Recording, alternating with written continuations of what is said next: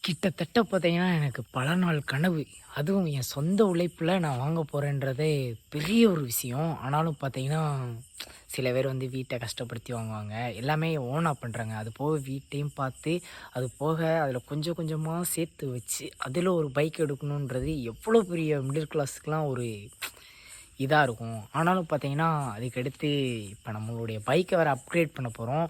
ஆனா, அந்த bike upgrade பண்றதுக்கு சரியான ஒரு ட்விஸ்ட் ஆயிப்போச்சு. என்ன ட்விஸ்ட்டுன்னு பார்த்தீங்கன்னா, வீட்ல வந்து பார்த்தீங்கன்னா, "ஸ்ப்ளெண்டர் பைக்கு நேரம் சரியில்ல. வேற பைக் மாத்தலாம்ல" அப்படின்னு சொன்னாங்க. நானும் பார்த்தீங்கன்னா, சரி அப்பனா வேற பைக் எடுக்க போறேன் அப்படின்னு சொல்லி வச்சிருந்தேன்.